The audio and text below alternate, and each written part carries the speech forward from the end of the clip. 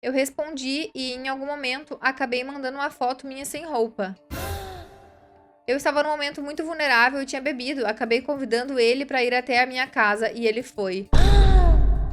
Eu amo muito o fato de que eu posso sentar aqui, traumatizar vocês. E vocês gostam, vocês pedem mais, tá? Hoje vamos ter confissões diabólicas de novo. Vocês amaram esse tema de vídeo. Inclusive, eu acho que ele vai ficar aqui fixo. Porque vocês amaram, eu também amei, né? Apesar de que às vezes a gente sai meio traumatizado.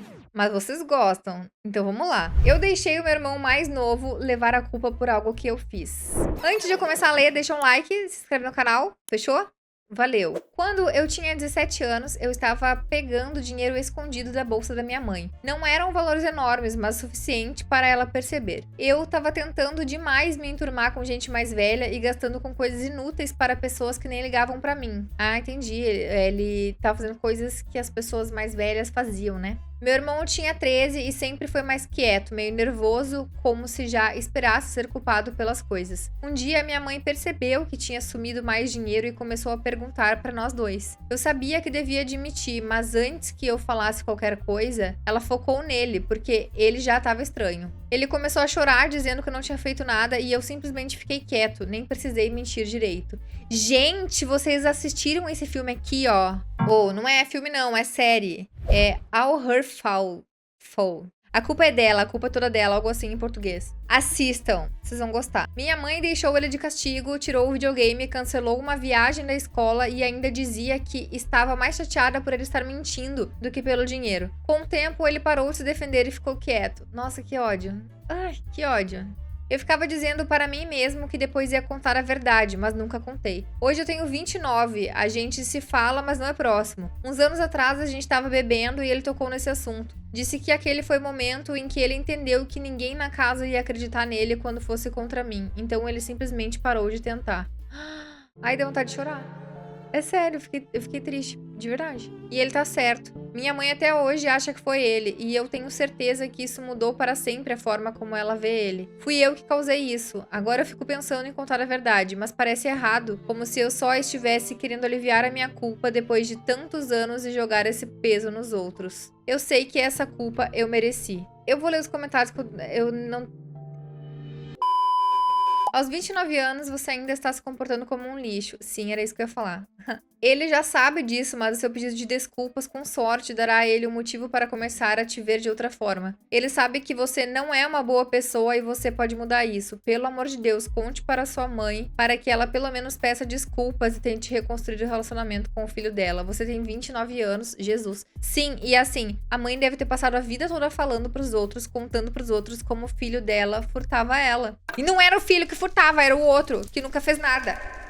Não vou mentir, isso é muito errado. Você deveria confessar, mas não por você, pelo relacionamento entre seu irmão e a sua mãe que você destruiu. Aí comentário embaixo. O pior é que o irmão dele era muito mais novo. Ele se aproveitou do fato de o irmão ser apenas um garoto nervoso que não conseguia se defender direito. Como mãe de um menino de 14 anos, isso me parte o coração. Isso destruiu por completo e você deixou acontecer. Você precisa ser honesto e consertar o que ainda puder ser consertado. O pior é que, antes do irmão dele falar sobre isso, ele poderia até contar rindo, tipo, mãe, lembra que não sei o que, fui eu, ha, pra aliviar pro lado dele, né? Não que seja certo, mas ele poderia. Agora, o irmão dele ainda tem esse trauma, ele lembra claramente e provavelmente não foi a única vez que isso aconteceu, né? Ele falou até que o irmão tava acostumado a levar culpa por tudo. Então, provavelmente ele foi o saco de pancadas do irmão dele a vida inteira. Ele saiu como errado e o irmão santo.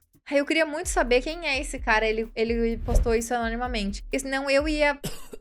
Não, gente, eu não ia mandar uma carta anônima. Se é isso que vocês estão pensando, tá? Eu ia entrar em contato com a mãe dele e eu ia mandar esse post pra ela. Não ia ser por uma carta anônima. Ainda bem que isso aqui são confissões diabólicas e não perguntando se é babaca, né? Senão a gente falava aqui que é. Eu cometi um erro enorme com o meu genro e não posso contar para ninguém.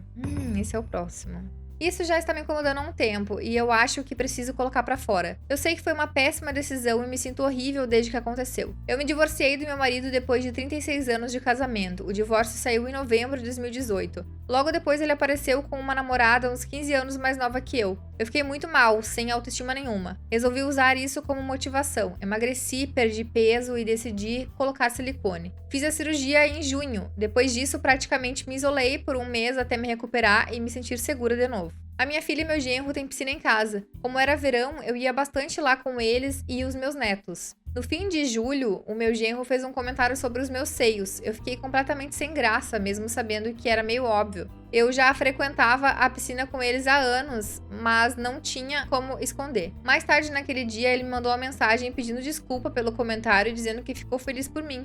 Eu respondi e, em algum momento, acabei mandando uma foto minha sem roupa.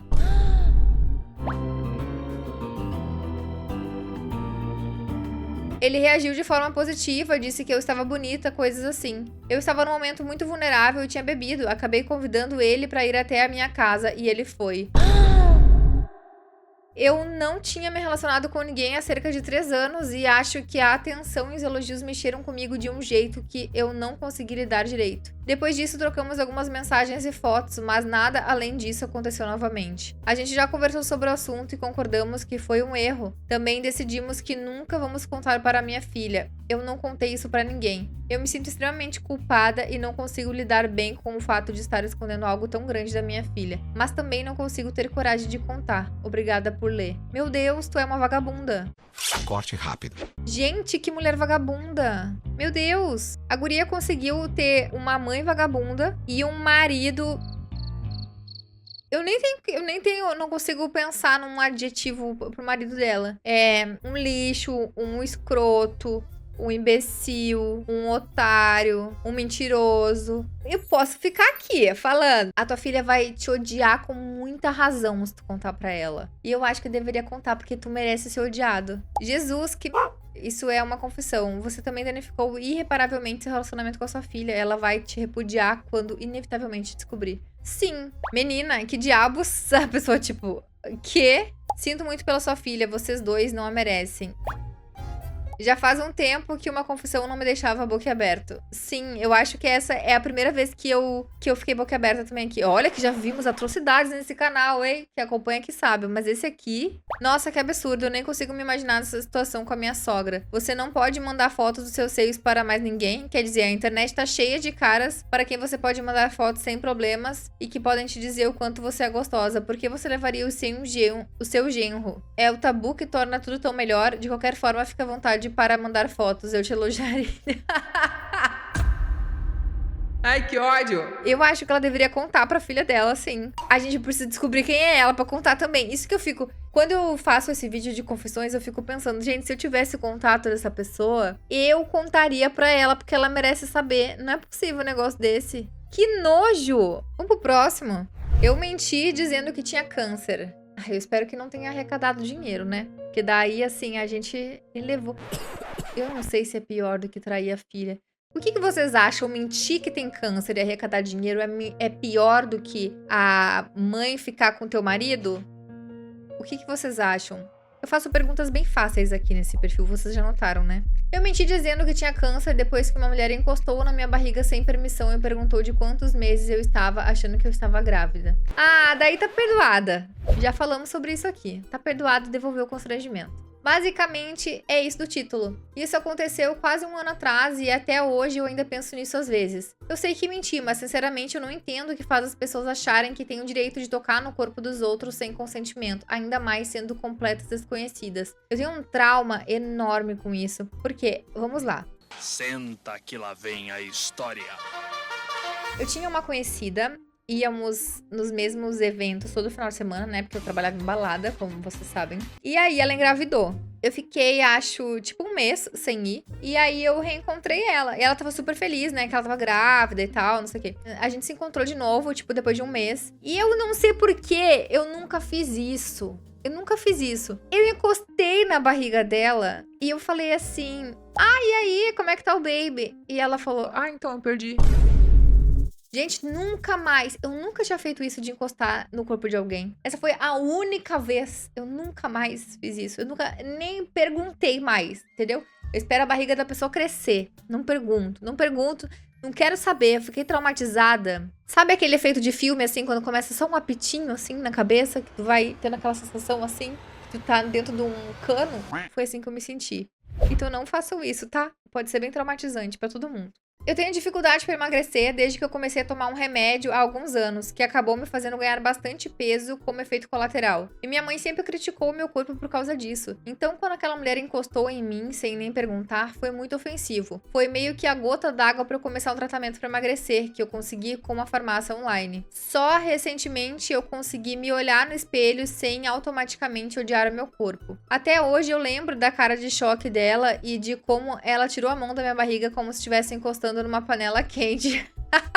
Eu fui tirando lentamente, assim, a mão. Ela nem pediu desculpa, só travou, gaguejou e saiu andando. Eu até queria não ter falado algo tão pesado quanto câncer, mas na hora foi o que saiu. Eu só queria que ela entendesse que não se sai por aí tocando em gente que você nem conhece. Concordo plenamente. Eu achei que ela arrasou, tá? Ela também não tá perguntando a opinião de ninguém aqui, mas se ela estivesse perguntando, eu diria, ela arrasou. O que me incomoda é a falta de um pedido de desculpas, como se ela realmente achasse que era a vítima por estar constrangida. Né? Porque ela saiu tipo, só saiu.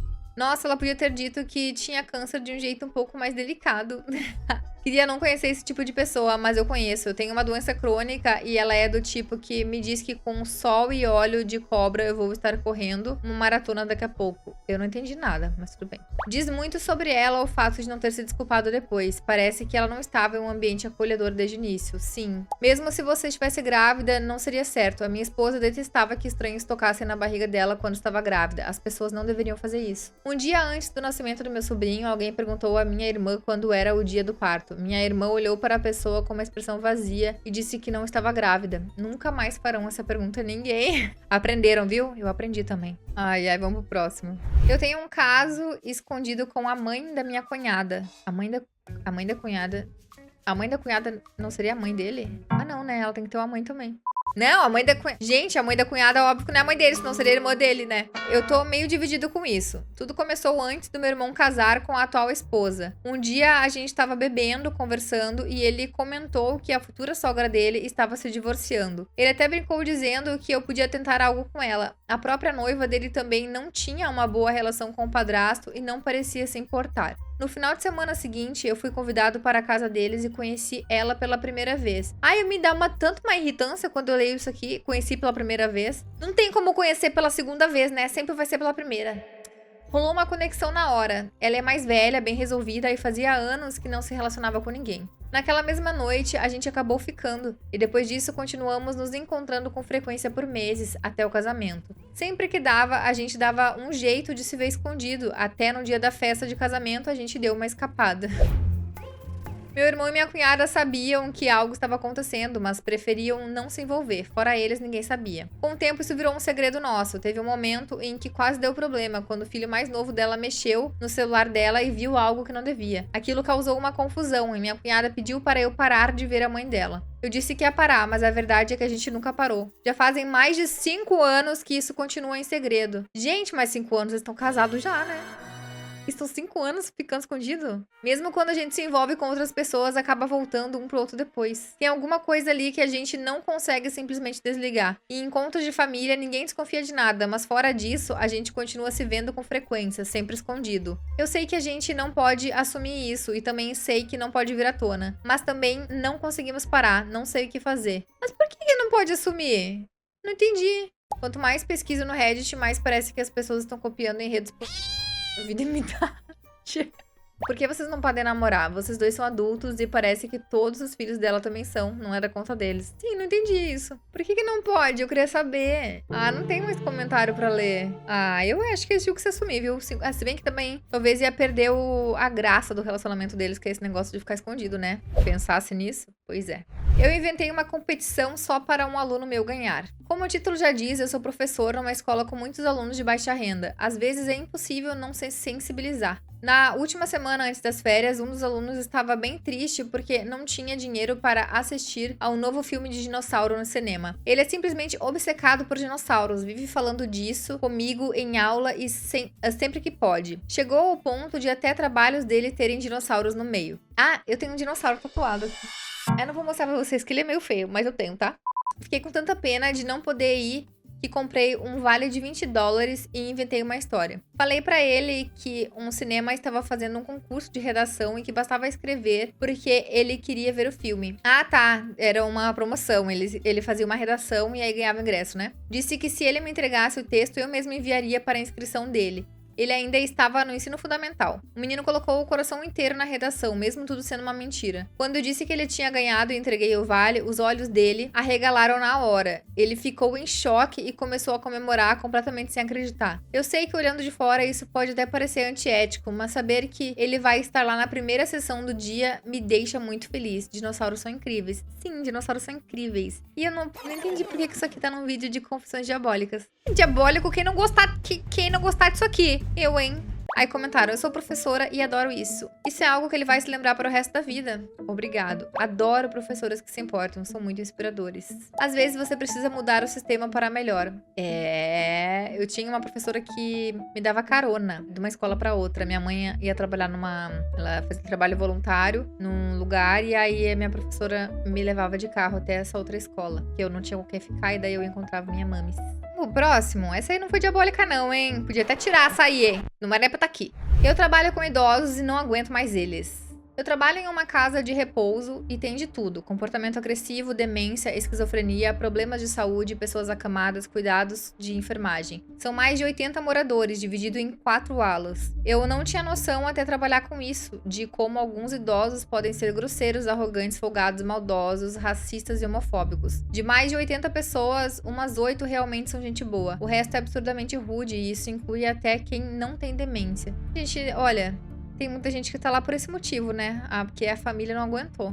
O pessoal com demência é outra história. Alguns são queridos, outros são as piores pessoas que eu já conheci. E antes que alguém diga, mas é a demência. Sim, em parte. Mas ainda existe uma pessoa ali por trás disso. E não tem como alguém começar do nada a chamar uma colega negra de macaca, usar termos racistas e atacar especificamente por causa da cor da pele. Isso já vinha de antes. Um deles olhou para uma funcionária nova e mandou ela voltar pro país dela. Como é que é a demência? Eu não sei. Ela, tipo assim, ela aflora o que a pessoa pensa. Eu sei que perde o pudor, né? Perde totalmente o pudor, tanto que a pessoa começa a ter vontades sexuais, né? Quando tá com demência. Então deve ser isso, né? Deve aflorar o que a pessoa é. É isso? Eles tratam a gente mais jovem como se fôssemos empregados particulares, mandando o tempo todo, mesmo vendo que estamos ocupados. Machucam a gente, humilham, fazem de propósito para dificultar o trabalho. Teve uma senhora sem demência que jogou o prato de comida em mim porque eu errei o açúcar do chá do marido dela. Ai, deve dar uma raiva, né? E não tem nem como... Como é que tu vai... Aqui ela falou que a mulher não tem demência, né? Mas, tipo assim, como é que tu vai falar pra uma pessoa que tem demência que ela não pode fazer algo, tipo, repreender e falar que é errado?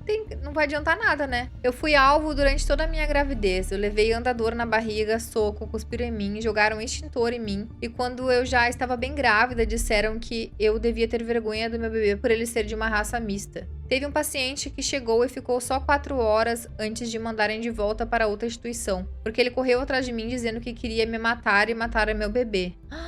Já jogaram fezes em mim, puxaram meu cabelo, me arranharam com unhas sujas. Um outro homem ameaçou uma colega mais nova, o que deixou ela muito abalada. Eles são cruéis e eu estou cansada dessa ideia de que sempre temos que respeitar os mais velhos, como se fossem doces e inocentes. Existem alguns muito queridos, sim, eu amo cuidar deles, mas os outros são extremamente difíceis. Eu acompanho uma guria no... Eu acho até que ela acabou deletando alguns vídeos dela porque deu polêmica. Mas ela atende uma senhora com Alzheimer. Gente, a senhora esculacha ela. Ela chega na casa da senhora, primeiro ela tem assim, ó, 1 hora sendo esculachada direto. Aí depois a mulher aceita comer alguma coisa, não sei o quê.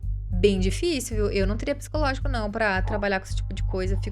Eu admiro muito a profissão de cuidador, porque deve ser muito difícil. Edith, só acrescentando, na minha experiência, pessoas com esquizofrenia, quando estão medicadas, costumam ser extremamente gentis. Temos um senhor enorme e forte com mais de 60 anos, que é um amor e ainda tenta proteger os funcionários de outros moradores. As mulheres com esquizofrenia também têm seus momentos, mas em geral são muito educadas e inteligentes. Nossa, eu só queria agradecer pelo seu serviço, já que nós, profissionais da saúde, podemos estar numa área ingrata. Um trabalho vital que realmente faz diferença, mesmo que não a vejamos. Espero que você continue sendo tão gentil. Parabéns pelo bebê. Aí falaram, é um serviço essencial e os profissionais de cuidados a idosos merecem muito respeito da comunidade em geral. E pior é que às vezes, na maioria das vezes, não ganha bem, né? Aguenta tudo isso, não ganha bem. Isso meio que resume a minha avó de 95 anos. Ela guardou todas essas coisas desagradáveis para si mesma até meados dos 80 anos. Depois disso, nossa, insultos horríveis contra negros, gays, judeus, para citar alguns. Obrigado pelo seu trabalho árduo, sinto muito por você. Que loucura, minha avó foi o oposto, ficou super amável depois que suas faculdades mentais começaram a falhar.